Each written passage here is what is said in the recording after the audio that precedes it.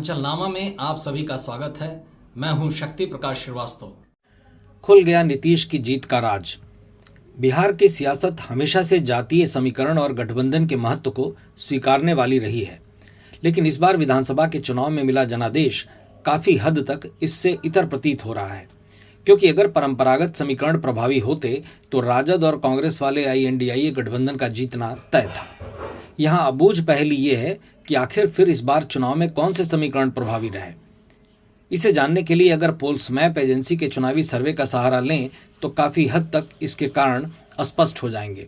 सर्वे के आंकड़ों ने चुनावी परिणाम के कारणों पर लगी धुंध काफी हद तक साफ कर दी है।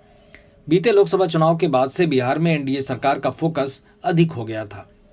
केंद्र सरकार के बेहतर कामकाज के रिकॉर्ड और उसके अनुशासित नेतृत्व ने पहले तो सियासी जमीन को आधार प्रदान किया, उसके बाद नियोजित तरीके से एक के बाद एक जन कल्याणकारी योजनाओं को जमीन पर उतारकर उससे जनता को प्रभावित किया।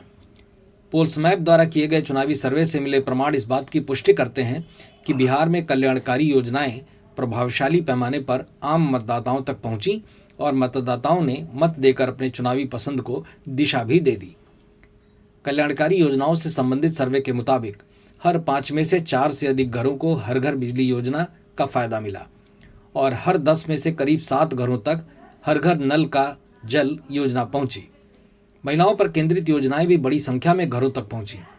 लगभग 1/3 घरों को बालिका पोशाक योजना, जिसके तहत लड़कियों को स्कूल यूनिफॉर्म उपलब्ध करवाई जाती है, का लाभ मिला और करीब 5वें हिस्से को स्वयं सहायता भत्ता योजना का फायदा हासिल हुआ, जिसमें नौकरी ढूंढ रहे बेरोजगार युवाओं को 1000 रुपये मासिक भत्ता मिलता है।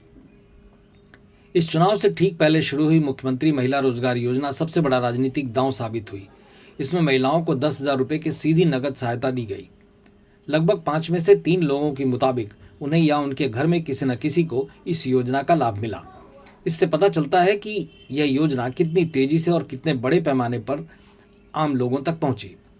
तात्कालिक आर्थिक मदद के लिए इस योजना ने मतदाताओं को याद दिलाया कि नीतीश कुमार लंबे समय से महिलाओं के लिए काम कर रहे हैं, जैसे कि शिक्षा सहायता, साइकिल योजना और अन्य कार्यक्रम। नए और पुराने फायदों ने सत्तारूढ़ गठबंधन के लिए जन समर्थन को बल दिया, खासकर महिलाओं के लिए। सर्वे में इस बात का भी खुलासा हुआ कि इन योजनाओं की पहुंच व्यापक और समावेशी रही। लाभार्थी हाशिए पर रहने वाले समुदायों, ग्रामीण घरों और कम आय वाले समूहों में फैले हुए थे। इससे यह भी पता चलता है कि इन योजनाओं का वितरण काफी बड़े पैमाने पर हुआ। श्रेय या क्रेडिट के साथ बंटवारे ने भी NDA गठबंधन को मजबूत किया।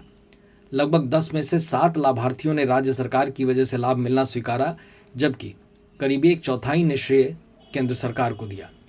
कल्याणकारी योजनाओं की प्रभावी डिलीवरी ने भी सत्तारूढ़ पक्ष की स्थिति मजबूत की।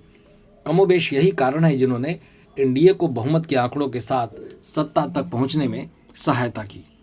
मतलब की बात में आज बस इतना ही। कल फिर मुलाकात होगी इसी समय, इसी चैनल पर। तब तक के लिए नमस्कार।